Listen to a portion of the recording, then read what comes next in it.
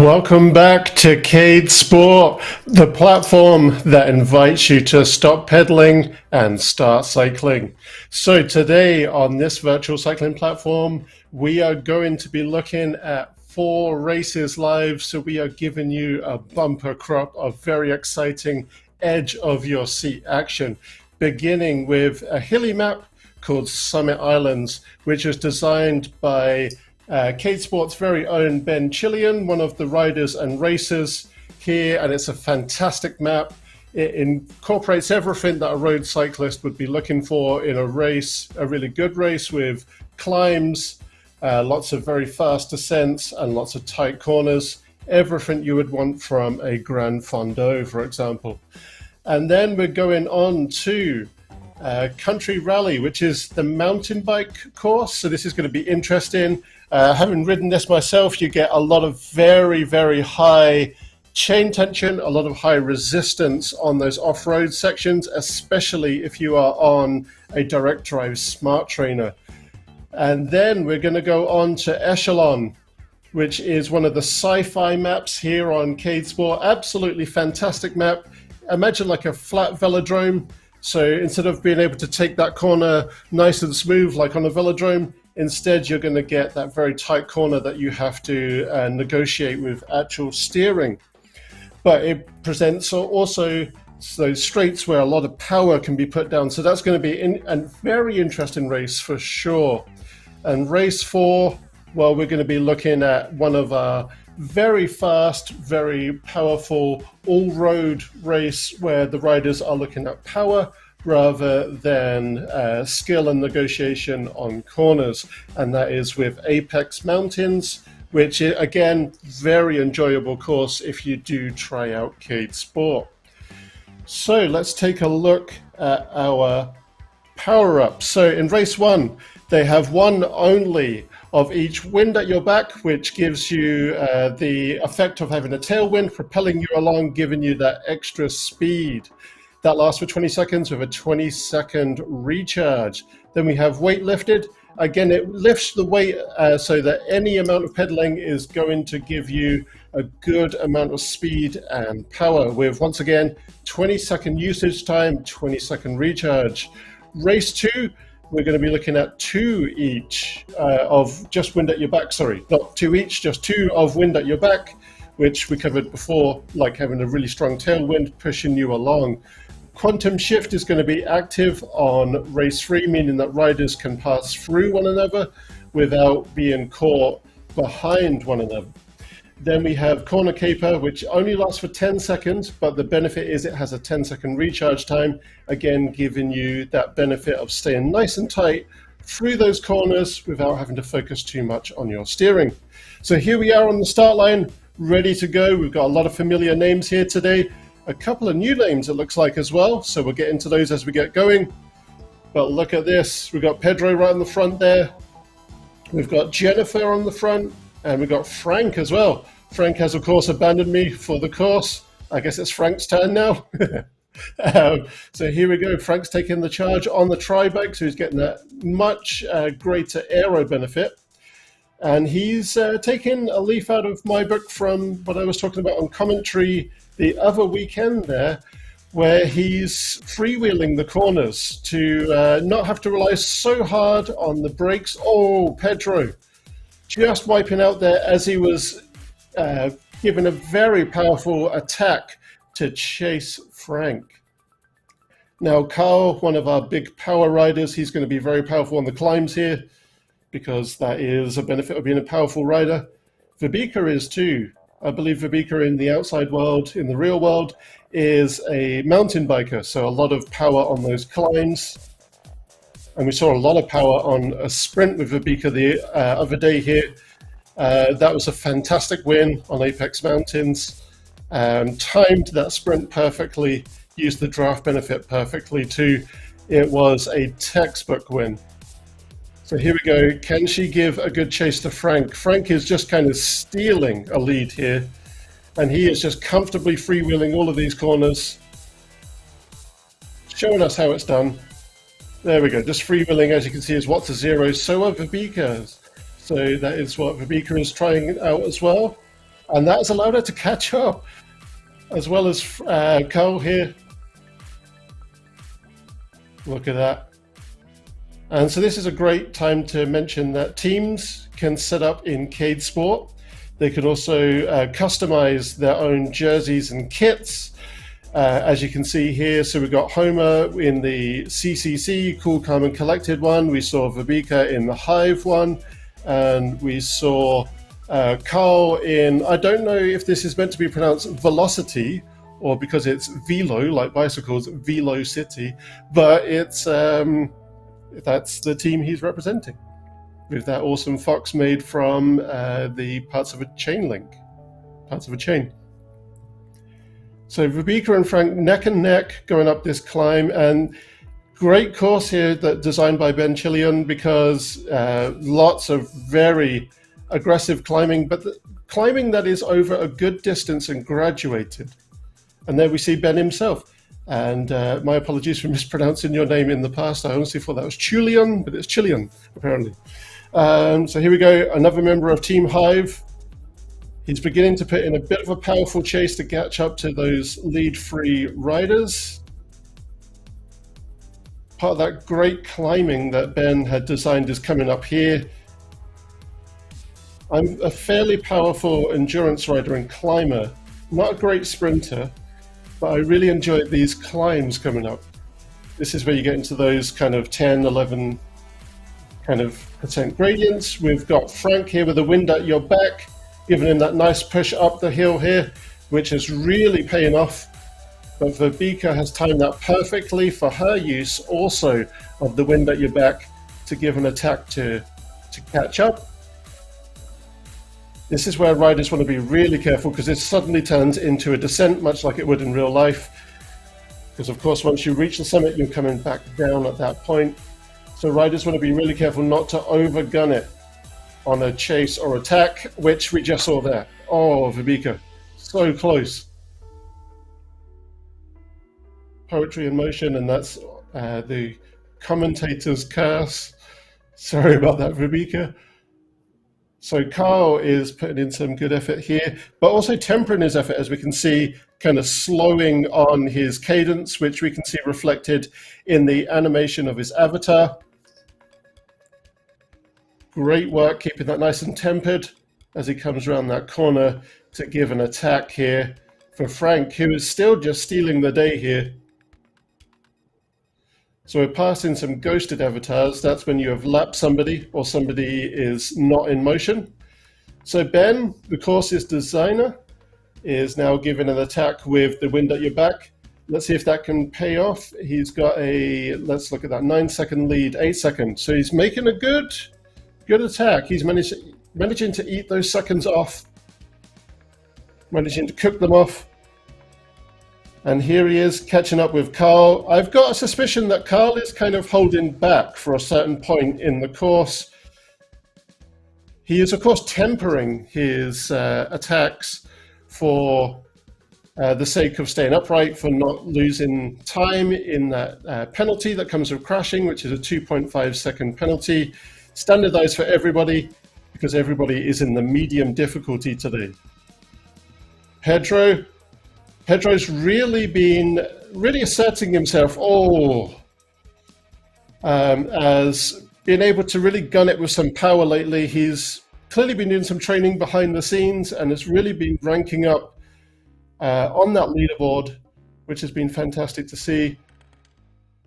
Pedro's a very dedicated rider, and I love seeing that heart, that determination in a race. And from any rider, even if it's just casual riding.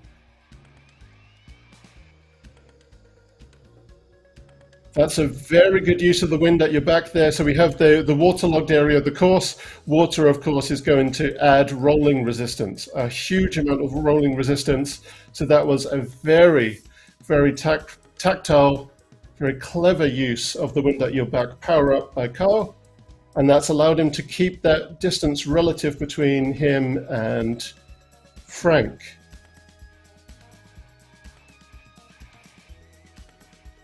Lapping Vanessa here, who is ghosted. You can pass through ghosted riders. That's the whole idea of them being ghosted. Now, something that we don't see on screen here, but something that the riders will, because it's part of their individual HUD, heads-up display, and that is the speedometer. That can allow riders to know when they are going to be in the danger zone. So red is your potential drift and crash zone. Yellow is potential sliding, so you can still kind of save it at that point. Green is you're safe. So that would be why Frank is coasting through the corners here, because he's looking to stay in the green. That's obviously just a very good tactic for in real life, is to coast. What you might see road racers doing here, and has Frank got it? Frank takes it with ease. Oh, Verbika. Oh my God, that was like a meter from the finish line. Oh. That's one of those things where it just gets you right in the gut, because you want to see the riders who are really giving it that gas, really trying hard, get it, and it just happens right at the finish line, literally. So Pedro here coming in for, what would that be, 6th position.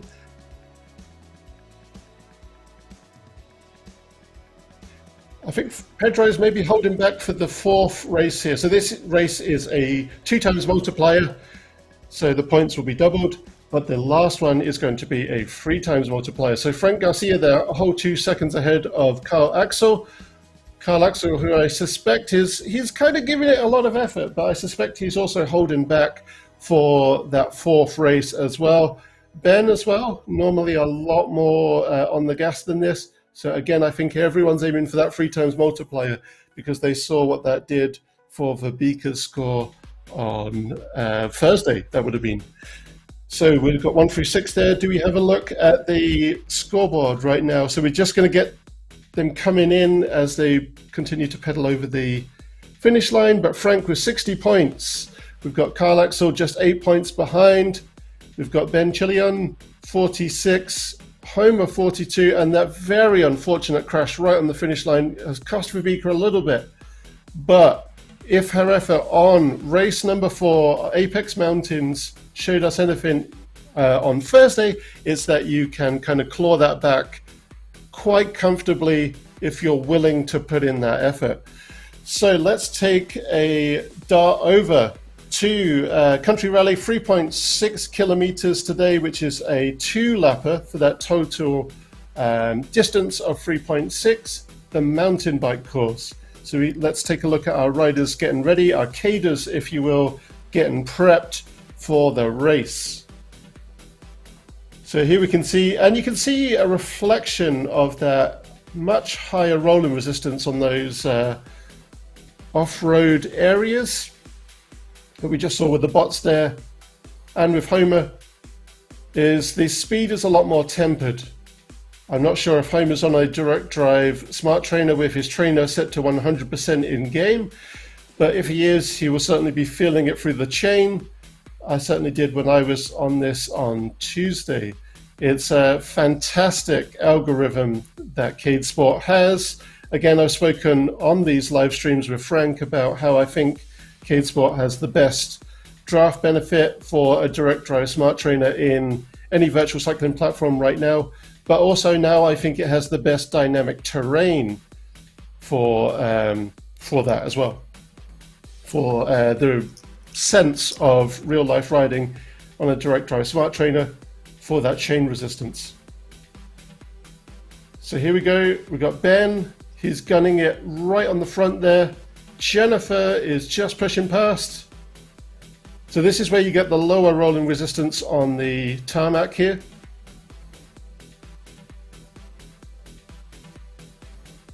And here we go, Jennifer is still ahead, Ben giving chase. And here we go, like I was saying, you can see that speed temper with that resistance. Oh, Ben, that's a nasty one.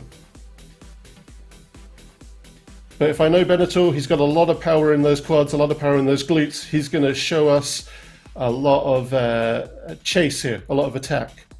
So we've got our obstacles coming up. This is what can catch a lot of riders out. Interesting choice by Frank here, being on a road bike. That is certainly going to lower that rolling resistance, but It's obviously going to be a little bit more difficult on steering and handling. The benefit of a mountain bike on off-road is, of course, the grip, the lower tire pressure as well, meaning that the tire is more directly gripping, because the idea is to have rolling resistance. And as we saw, Frank has just wiped out there with quite a nasty crash in a corner.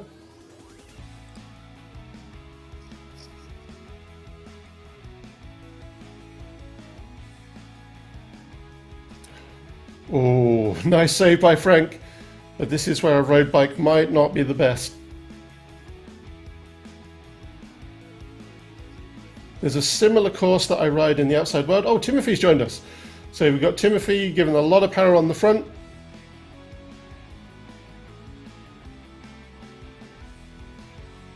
There we go, look at that. Tempering his cornering as well.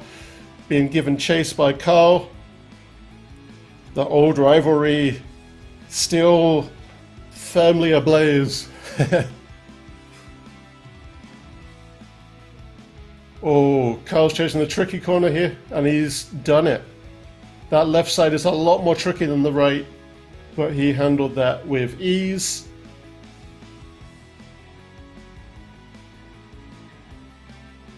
Look at that, Ben giving a good chase. He's made up for that crash penalty, and then some. Oh, Pedro. Oh, Vanessa is also on a road bike, and she took that corner really well, using the wind at your back. Oh! And just powered it up a bit too much for that corner. Now, I certainly know in real life there's a course that I ride here in Saskatoon on the Meewasin Trail. It is like, I don't know what to describe it. It's a very fine gravel, so I can ride a road bike on it. I certainly know that I temper corners on that because I'm on 25mm tires with no grip on them. So going on the straight, I get a lot of speed, a lot of power, but I will drift into a corner if I don't dampen those brakes, which is another reason why I love rim brakes or V brakes rather than disc brakes. So certainly I know what that physics would be like in real life, and it seems very real to the outside world. Riding that road bike on this off-road gravel. Ben has certainly learned something from those corners. He is certainly tempering those corners a lot more and coming into the inside corner, that tighter corner, if you will. I can't remember which one is the apex, but I assume that would be the inside corner because that's the most direct route, the sharpest curve.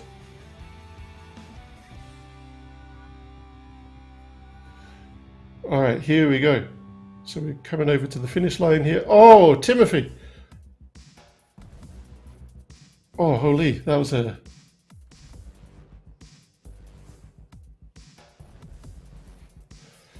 All right, so going into lap 3 now, we've kind of set what the top 3 positions are, but who's going to make that big attack and who's going to do it at the correct moment. So it's all about judging where your corners are coming up, judging where your straights for attack are coming. And you can see that the difficulty of that rolling resistance coming through Timothy there. Certainly if Timothy's on a direct drive smart trainer, he's going to feel that resistance even more if he's trying to sprint on this. It's not going to feel nice. Oh, Fabika. Oh, and Pedro. So Carl has claimed that top spot. Ben has just crashed just as I was saying that he's claimed the second position. So it looks like Carl has got 13, 14 seconds at the moment. So that is certainly going to be difficult to catch up on now. Oh. And that's certainly something that can happen. Yeah, both riders are starting to panic now and are starting to push harder on the pedals. And when that happens, you're focusing more on chase and you can forget about your handling. And certainly that can cost you, as we're starting to see here. So 18-second lead by Carl at the moment. Now I think it's going to be up to both Ben and Timothy to maybe try and jostle and jockey for second and third rather than trying to chase here. Because as we can see, Carl is almost taunting. He can just take it nice and easy now. And there we go, just cruising over the finish line. Cruising so much you can almost have a Swedish fika. The one and only thing I know about Swedish culture.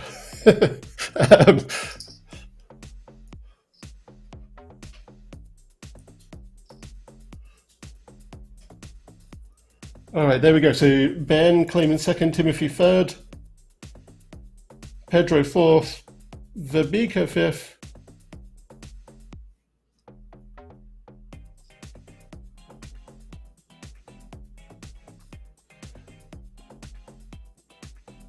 all right, so let's take a look at the leaderboard as we have our caders, our racers crossing that finish line.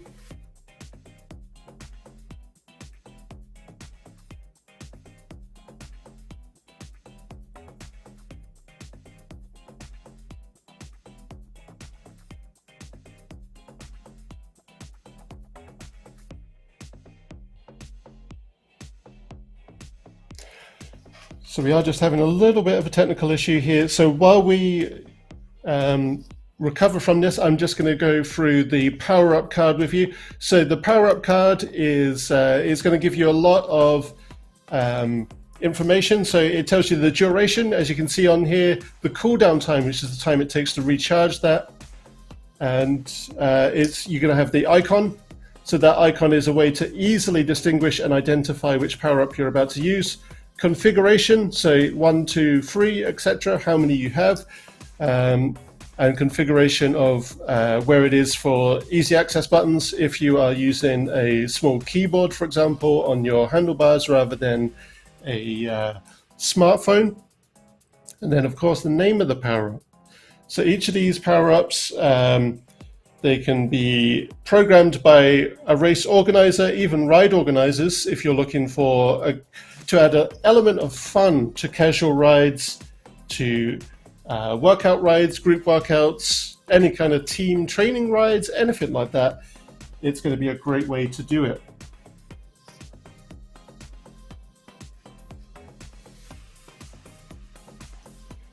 So while we are just getting this new race set up, I'm just going to go through the co-op. So this is something that I use. If you've seen me on my webcam in the races, you've seen me maybe turning my handlebars, for example. So this works on the gyroscope of the phone that you're using. And the great thing about this is it is not data heavy as a dedicated app would be.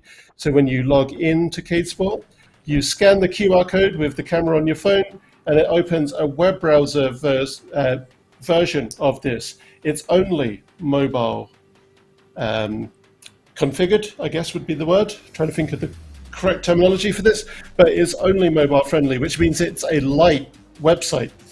So it is not data taxing your phone. As you can see, you have prompt buttons on there where you can steer with the prompt buttons, or you can use the gyroscope of your phone by attaching it with a smartphone mount to your handlebars. This will allow you to steer as well as having that brake button.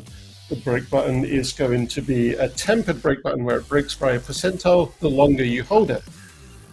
So this will simulate dampening your brakes in the real world.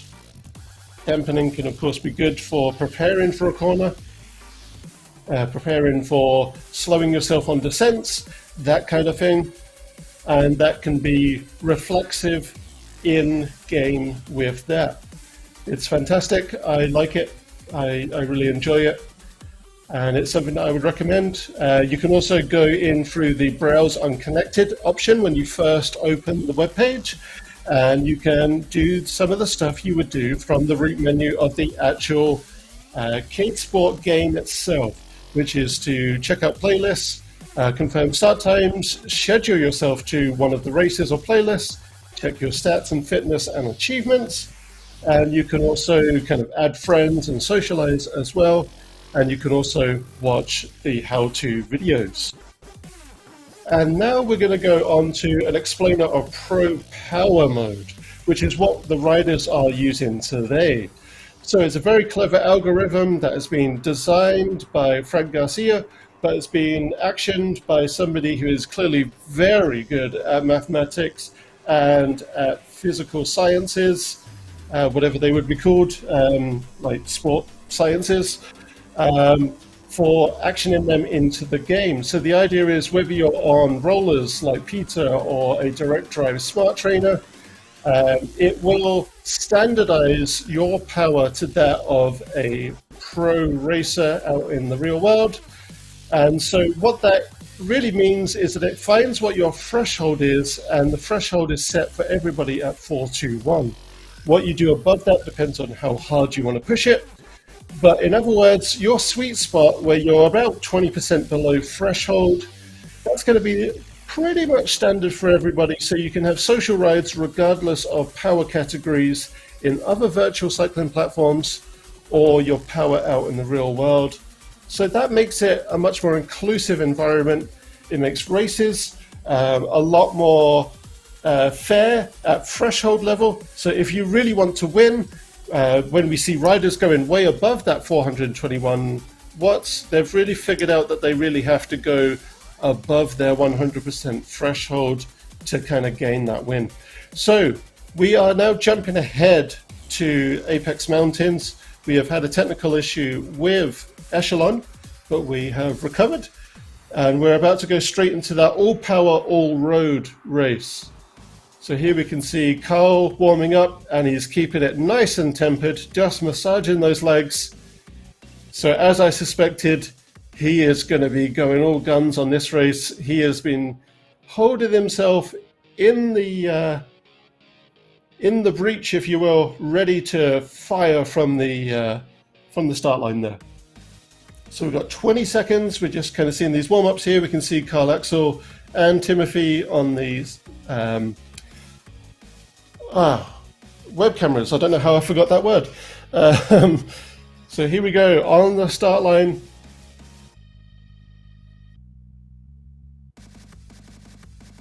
There we go. So Jennifer is really powered off there. Wow, 1600, 1500 with a watt level that if it wasn't for the Pro Power mode, that would be something that would make the eyes of even anybody in any of the tours water. Like Geraint Thomas would be jealous of that one for sure. So here we go, maintaining 5 to 600, that's definitely above threshold. As we discussed just seconds ago, threshold is going to be standardized at 421 regardless of what each rider's individual wattage threshold is. So that's part of that standardization that helps keep riders together. So Jennifer's keeping a good powered effort here, but we can see a small peloton, arguably an echelon, forming here. So the wind dynamic is active. So that means if we had a real strong crash dynamic here where we really need to use steering, which we don't because this is a power course, not a technical course, then that would mean that riders can be pushed with a crosswind potentially into corners, so corners have to be tread even more carefully. But it also means that they can get a side draft benefit. So on their side flanks, they can kind of get a draft benefit as well as just directly behind a rider. So Frank, interestingly, is keeping aside from the peloton here. I think maybe looking to make a bit of a powered effort here, a bit of a sprint at some point. Or he might just be holding draft benefit as a good tactic.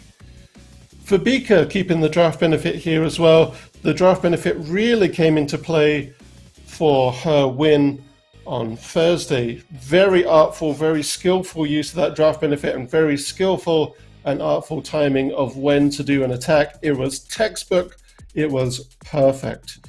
So we can see that we've got the team working together as well, Ben and Verbika. Timothy is maybe tempering himself here. Kind of holding back a bit, also maybe using that draft benefit tactic and waiting for the right moment.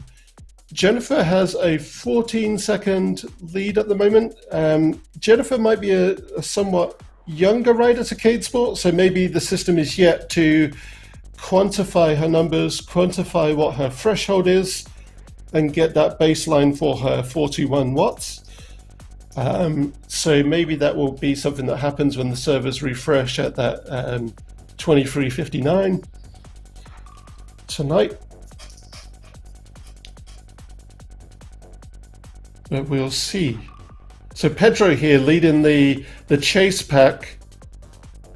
Pedro is somebody who he's clearly trained up, as I've said. He's moved up that leaderboard with his training, and he shows a lot of ability to hold power, a lot of endurance, if you will. So it's going to be interesting to see what he does here. Somebody at some point is going to break this pack and try and chase Jennifer. Maybe they're waiting though. Maybe they're tempering out Jennifer. Wait and see if she can just cook herself a little bit. Both are clever tactics, but both have risks attached to them. Certainly making an attack right now, you're going to have to go out solo.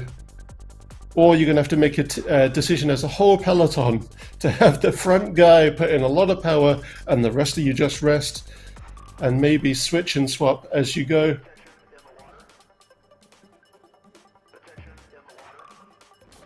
It's certainly very, very smooth team effort there with Ben and Vibika, very used to each other's cadence. We can see a slightly different cadence in Timothy in the animation of his avatar there. And very similar sync in both Ben and Vibika.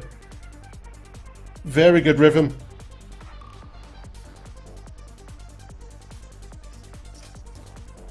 So yeah, there we go. They're waiting out Jennifer and she's starting to lose some time. We saw that go from 14-second lead to 12. Oh.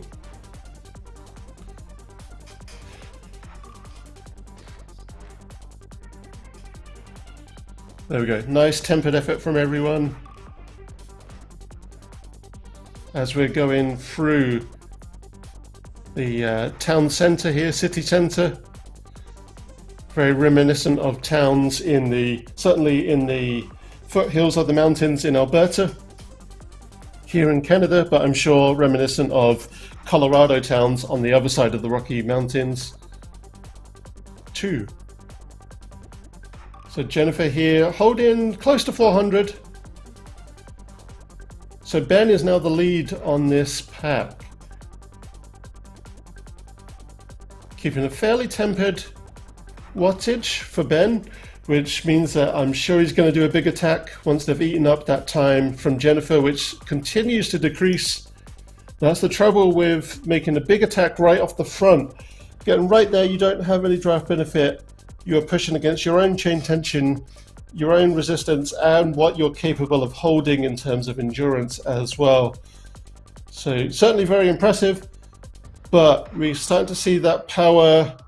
It's kind of peaking and dropping, and maybe in real life, perhaps Jennifer's cadence is starting to suffer as well, not entirely rhythmic. That's the trouble as well with holding that endurance, is you kind of have to find a place to hold it.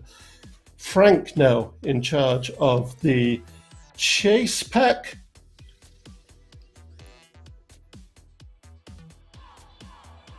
Interestingly though, choosing a different lane, maybe coming back in for, I was wondering if he was going to do an attack or coming back in for draft. That's a good tactic when you're feeling a little bit beaten in the quads maybe. That's certainly a good way to temper yourself but still be in the pack. So this is awesome. We're seeing some good switching and swapping with Team Hive. When somebody is tired, and I'm sure in the game chat, in the team chat, or in the global chat, that they are maybe communicating with each other, hey, I'm a little bit tired, can you swap out with me? And they're just tempering that effort, so either one of them could be ready to do the attack when that comes up. Really, really good tactic. This race is really interesting to see, because I'm really interested to see when they're gonna come away from the tempering of these tactics and just go full power, and who it's gonna be, who's gonna lead the charge back against Jennifer. So they've managed to eat that up to 6-second lead only. I think Jennifer's maybe feeling it now. She's not quite hitting that peak of 400.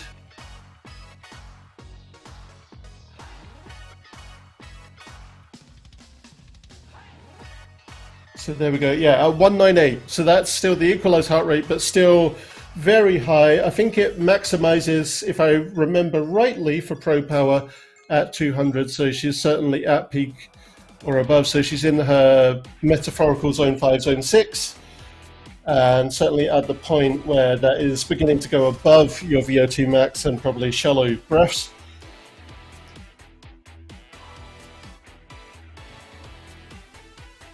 And we can see, in contrast to that, Verbika and Timothy being in that team where they're taking turns, putting the effort in on the front of that chase pack to switch out the draft benefit, that the heart rates are about 30 to 40 beats per minute lower.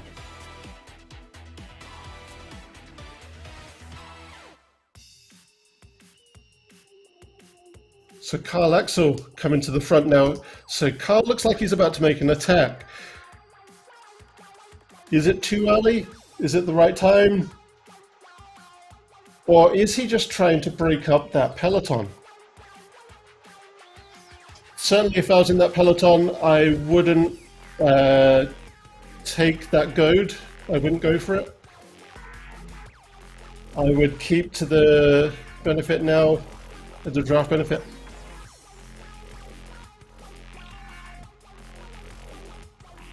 Here we go. So that's come right the way down to a 1-second lead. And certainly she's probably seeing the long shadow of Carl Axel's front wheel creep up on her now. But this poses a kind of unique opportunity to Jennifer where she can maybe steal some draft benefit and maybe recuperate some of that heart rate, maybe kind of make the breaths a little bit deeper, a little bit more close to your VO2 max here.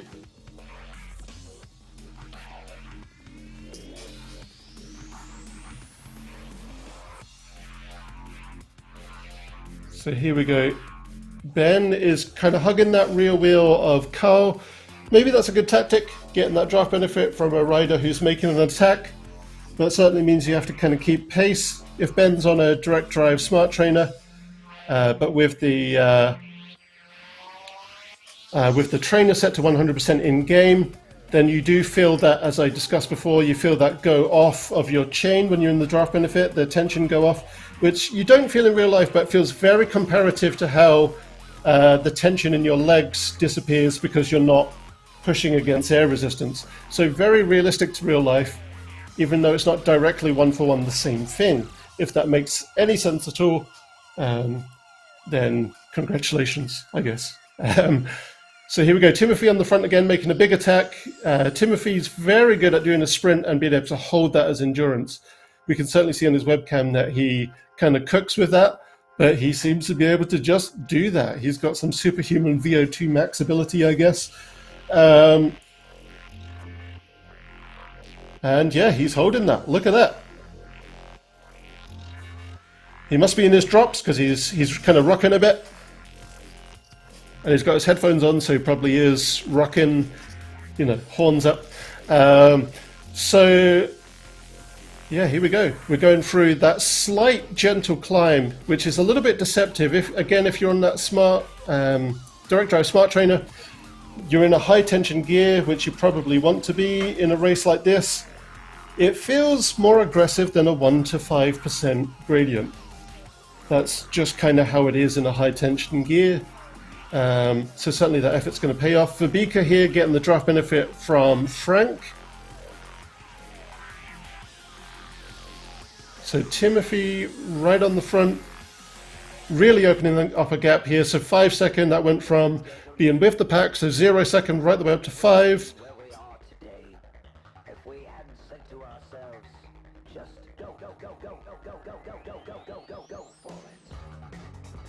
And here we go. That's plateauing that climb, coming back downhill. So riders can maybe ease up a little bit until they kind of reach the flat again. A good chance to get a little bit of calming on that heart rate, and also use the advantage of the momentum that a downhill provides. Again, very similar physics to the outside world in this.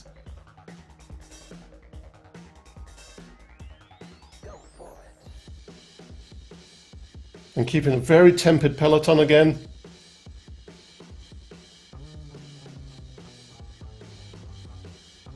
So Jennifer here keeping around about that 300 to 400 watt range. Vibeke pulling up on the peloton, keeping with her teammate here, Ben. And Frank is caught up too.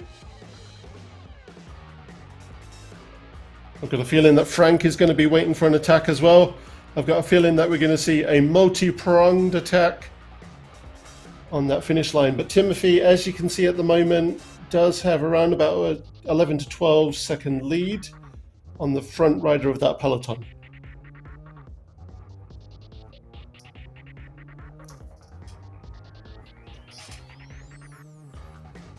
Nice and tempered. Frank, it looks like he's breaking away. Nope.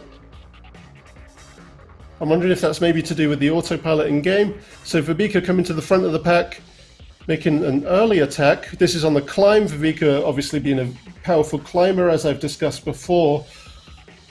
Let's see what this does to the dynamic. So there we can see Vibeke maybe out the saddle, I'm not entirely sure, but certainly putting some power through the quads to really kind of get up that climb. So Vibeke being the winner of this particular race, Apex Mountains, on Thursday, and that was an absolute photo finish, textbook finish, as I discussed talking about Thursday. So you should go and watch that either on the Facebook page for Cadesport or on the Cadesport YouTube page under the live tab. If you can, I would recommend it. It's a fantastic race, real nail biter, edge of your seat action. So Carl once again in the lead. I think Vibeke is maybe tempering now that it's evened out on the climb, waiting for the right moment. Frank is getting in nice and close to maximize that draft benefit.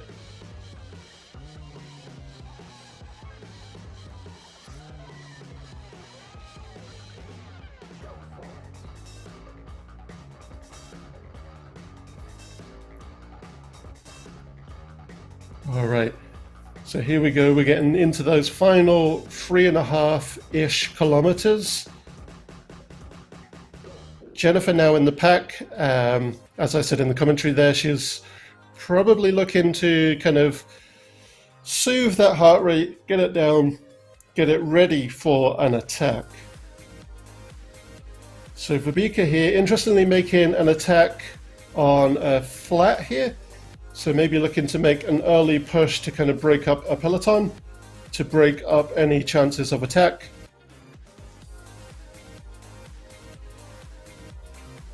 So this peloton has eaten up some of Timothy's lead there, bringing it down from about 13 at its peak down to about 9. So let's see what can happen in those final 3 kilometers. It's not outside of the realm of possibility that they might be able to really catch up to Timothy and give him a run for his money. A run for his euros, because he's in Belgium.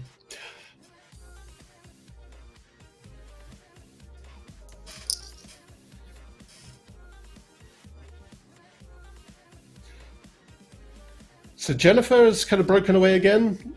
Let's see what she can do with this. A very short gap against the peloton, but Timothy here tempering his effort for a potential attack, I would assume. So let's see what happens here. This is going to be very interesting. I mean, now looks like we're getting a very powerful attack from Jennifer. She must be rested now. She must be out of the saddle in the drops in real life, or just geared up to a higher tension gear.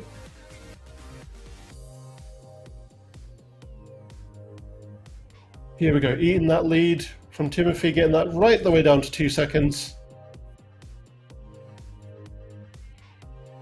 But I'm pretty sure Timothy's tempering here. I might be wrong, but I think we're getting a tempered effort where he's waiting out. There we go. We just saw on his web camera there, as we saw hover above his name, that he just looked like he got out of the saddle for a second, just to get that extra kind of push against the chain tension.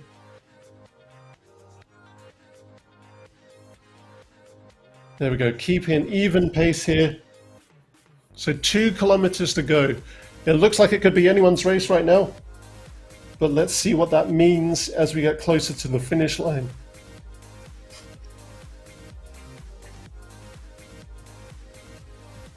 Ben Chilean keeping even keel with Carl Axel. Verbika bringing up a very powerful chase. The trick here is going to be not to overcook right before the moment of a big powerful attack. So let's see what they can do. They're jostling here. It looks like they were doing a bit of lane selection jostling to try and deny each other the draft benefit, which would be somewhat hard with the wind dynamic being active here. So Carl Axel, as we can see on his webcam here, doing an absolutely fantastic powered race, but we can see he's kind of in the hurt locker, as Frank would say. He's entered the pain well, and he has he's collected the water of pain, if you will. So here we go, Ben keeping an even keel attack with Carl. They're both trying to pace it perfectly to see who can outstrip one another. And Verbika, live from Denmark. So here we go, doing a nice powerful attack. So Verbika's going to come into her own here with the hill climb. Let's see if she can make some effort from that. Timothy and Jennifer, they're keeping a fairly even pace. I feel like Jennifer might have an outside advantage here because she's relying on Timothy's power for the draft. So let's see what can happen here. This really is anybody's game. That pack is starting to reform again right behind those 2 lead riders.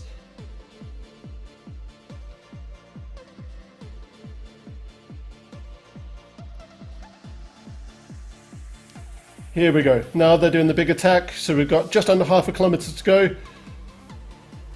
Oh, big 900, 800 from Carl Axel. Jennifer's seeing that number and is trying to counter. Let's see what can happen. Oh, this is even.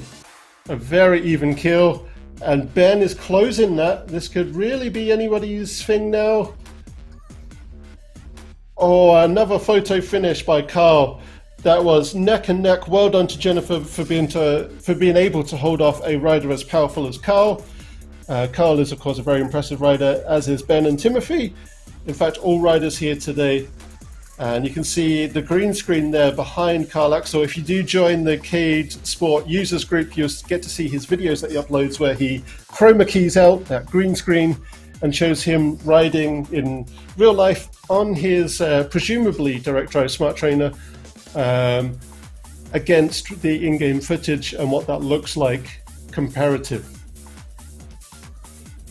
So here we go with Frank, just carefully and gently rolling over the finish line, just, I presume, recuperating from today's effort. Well done, Frank. Great effort. We've seen Frank come up in the leaderboard as well, and certainly his efforts here are getting more and more powerful and are really kind of really showing his effort in real life on whatever device he's on. So here we go, Carl Axel with, oh, what is that, like a 2,000th of a second over Jennifer. 2 seconds over Ben Chilean, which a very good attack by Ben, closing that gap that had formed. Very powerful to be able to do that, and shows a lot of heart and a lot of determination. Timothy here, 11 seconds behind. So that's interesting. Maybe Timothy's not the most well rested today.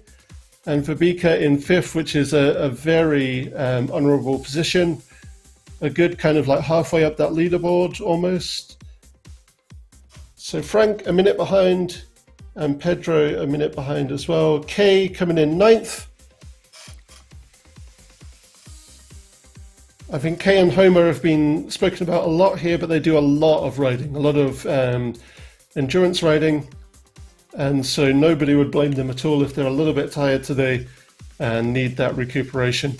So that's been a fantastic race today. Thank you for joining me. And thank you for everybody's effort, fantastic effort today. If you do wish to check out Cadesport, just visit cadesport.com. You can download it for free, try it for free, see if you enjoy it.